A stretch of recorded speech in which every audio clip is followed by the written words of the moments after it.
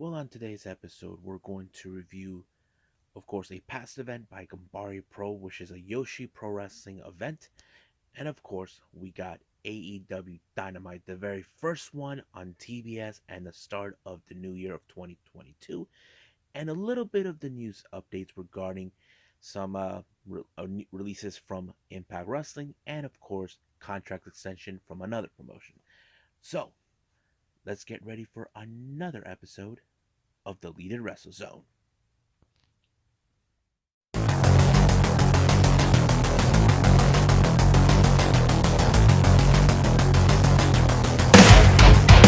Are you ready? Get up, get up! Get up, get up! Get up, get up! Get up, get up! Get up, get up! Get up, get up!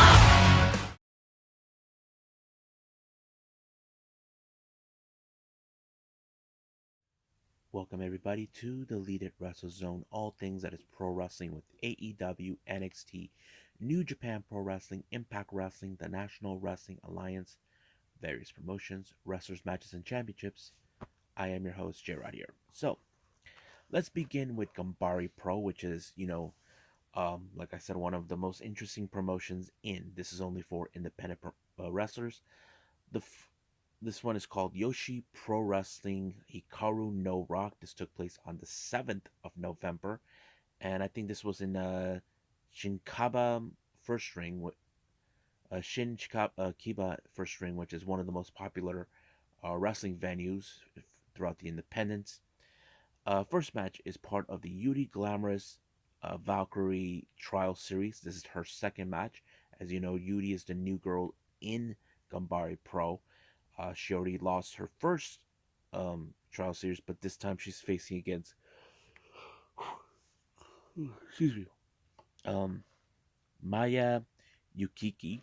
Um, don't know much about her, but she did a pretty good job, and I think Yuri put up a really impressive fight. But however, she had no other choice when Maya put her in a submission, and she had no other choice but to tap out.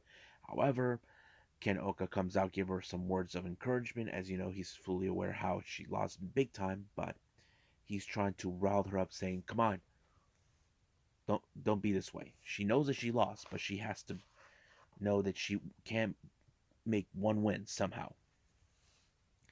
Next up, we got Cherry taking on Chonchiru. This was a very interesting match. As you know, Cherry, she's a bit of aggressive, like a wild card. Chonchiru, he's a bit more, out there too. But the problem is, Chonchito doesn't play by anybody's rules. So he brought his little bow staff in the middle of the match. And of course, in the process, both he and Cherry ended up in a no contest. And then he started beating up one of the young boys. So basically, it went out of control. Next match. Excuse me. We have a three-way match. Balian Aki versus Shota versus Yumehito Imanari. This match was pretty interesting, but in most parts, Shota and Imanari were trying to ignore Aki like he wasn't there. Aki will not be ignored. He knows he's in this match, but however, the others don't want him around or whatever the case was. But it was a pretty fun match. I but I believe it was Balian Aki who picked up a surprising win when he rolled up Shota into this match and he actually won. However, I don't think Imanari couldn't believe it that he lost this way, but or should I say he was not pinned or submitted, lost in this fashion, or wasn't there to stop Balinaki, but it happened. Next up, we have Rina Imakura teaming with Shinshido Tominaga and Kyosuke Ishii taking on Saya Morohashi, Maoka Harui, and of course, promoter and founder of Ganbare, Ken O. It was a very interesting match. I was like, did not expect a whole lot, but however, of course, Ishii and Oka don't get along very well because every time Oka tries to get everybody riled up for his matches, Ishii doesn't want that to take it happen, so he's trying to block it. But however, it was Ishii who no, excuse me, Tobinaga who actually picked up the victory when he actually pinned um, Morohashi into this, and it was a very good match. Now our main event is Yuma Manaze teaming with Saki Akai taking on Arukaze and Yu Yamagata. Now there's been more of a rivalry between Arukaze and Yuna for who knows how long. But however, it was Yuna that actually pinned Arukaze into this match, allowing for her to pick up a very decisive win. But as for Yamagata, she will not take this loss lightly. But we could guarantee see those two, both Yuna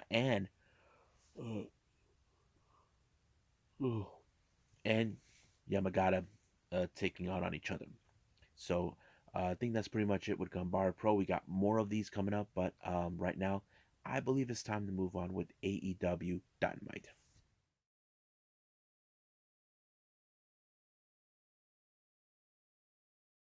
So we got AEW Dynamite, the very first one of the year, and of course the first one in TBS. As you know, they're no longer in TNT.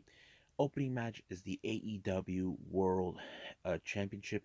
Now this was unusual to see this match being the main event. This wasn't the first time they did this with this title, but it was the part two between Hangman Page and Bryan Danielson, where they had the judges. Turned out to be Mark Henry, Jerry Lynn, and of course, No More BS, Paul White. Um, it was a very much of an aggressive match. Both wrestlers, both Hangman and Danielson, were bleeding out, and of course, Danielson did play it out where he knows when the buckshot lariat was going to take place, but it took a bit of a while for Hangman to hold on as much as possible in order to allow himself to win the match when he pulled off the buckshot lariat onto um, Danielson to pick up the 1 2 3, so he retains the title. Now, recently we saw last week that the Acclaimed attacked Sting and Darby Allin. They believed they got their numbers, but we all know Sting and Darby Allin are not going to take this lightly. So they said they got a diss track for them, for Darby, next week. And I wouldn't be surprised if Sting and Darby Allin show up. Now, originally the match we're supposed to watch right now, the next one is MJF versus the Captain Shawn Dean, but Punk show up and try to chase him, but he did something that was very cool. While Punk ran away, Punk grabbed Shawn Dean, put him to sleep, allowing for MJF to lose this match. However, it was genius. Now he has the first loss record of 2022, and that was. But of course, Punk tries to stay in the genius. Of course, people want to see the match between Punk and MJF, but MJF says no, it's not gonna happen. So instead, he decided he's gonna put Warlow to challenge him. So showing himself that he's a coward, but he thinks that he's being smart. Now, it's been quite some time since we've seen Jericho. He comes out saying he has unfinished business with 2.0, but we knew right from the start there was going to be a game plan with 2.0 having Daniel Garcia try to sneak attack.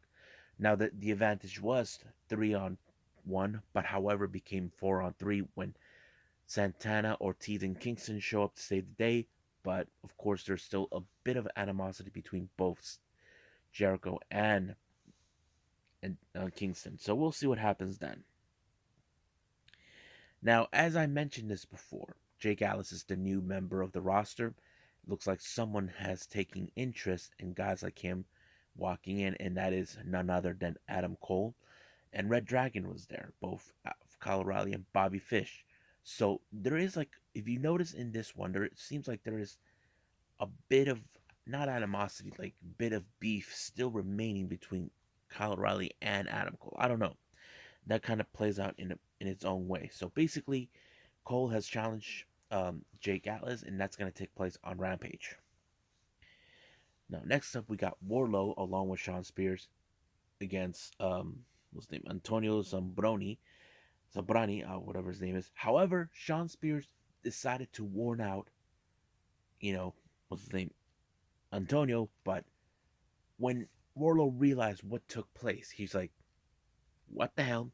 Instead of pinning him, he decides to give Antonio 5 power bombs, and I thought that was a genius move. And of course, Sean Spears is like, "Oh, you gotta be kidding!" We have seen that Sean Spears tried to stake the spotlight, but sooner or later, Warlow's gonna snap.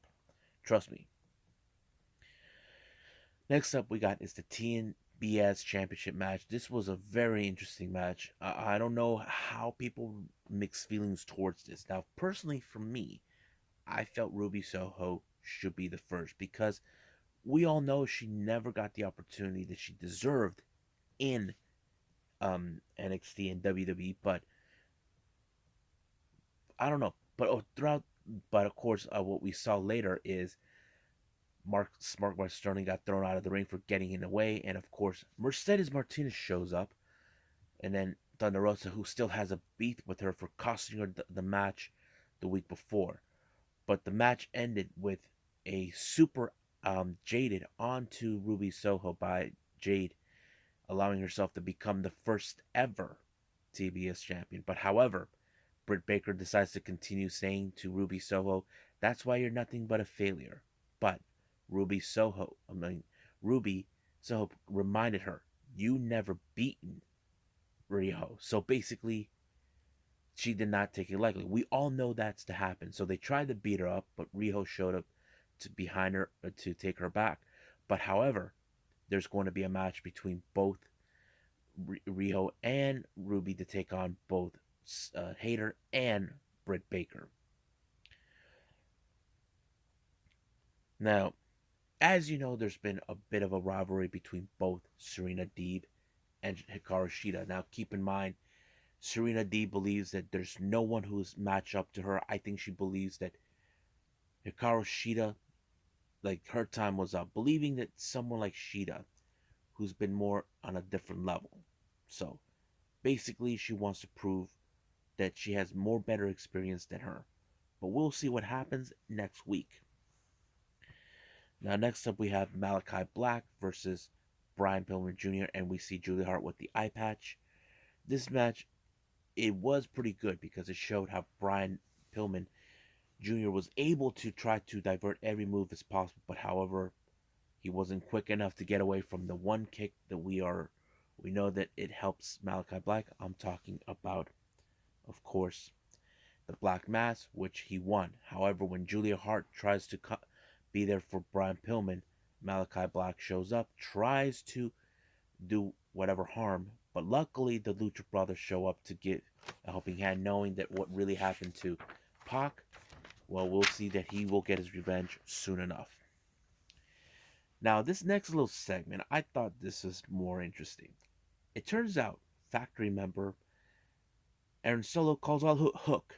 Now, I think, be careful what you wish for, Solo, because he is a stone cold assassin, and you don't want that. So I would like to see what Taz has to say about this. I know he said he's good friends with QT, but is this a mistake coming from Aaron Solo? Well, we'll see what happens. Now, our main event is the AEW World Tag Team Championships between the Jurassic Express, Luchasaurus, and Jungle Boy taking on the Lucha Brothers. This match was incredible, but however, this match turned worse for someone. I don't know what if you guys saw. Ray Phoenix injured his arm, or should I say, he snapped his arm. Now I saw it too clearly. I was like, ooh, that image was so nuts. I mean, look, accidents happen in this type of scenario, and in wrestling, we know that. But right now, we need to think about hopefully things can get better for Phoenix. I mean, this is the last thing we needed to see. I know every wrestler praying for him that he'll pull through, but the real question is how long he's going to be out. But of course, the match ended with Jungle Boy pinning Penta when he rolled him up, tried to do the Made in Japan move on him, but it didn't work. It did allow for, of course, the Jurassic Express finally become the tag champions. I thought it was a great moment. You see Jungle Boy's sister and mother very proud of him. But however, now that there's a target on the backs of Jurassic Express, we saw every tag team in the division come out. We saw the Acclaim, we saw Red Dragon, we saw Private Party. Everyone who's supposed to be there. Now the Bucks were not there. If you guys must know, if you guys already know what happened to them, I don't need to tell you. But yeah, so what I thought about this, it was pretty good. I like it. But honestly, I would have preferred Ruby Soho to win, but we'll see what happens then. You know. Now I think that's pretty much what we got. So let's move on with a little bit of the news updates.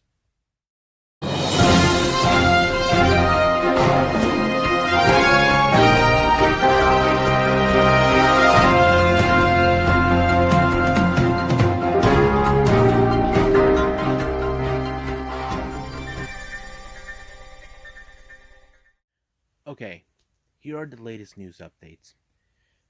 It's already been told that Matt Striker has been released with Impact Wrestling. Now, it's still no indication why, but I want to be honest with you. Recently, I've been noticing how about certain changes that have been taking place in the commentary section. Matt Striker served as the commentator for Impact.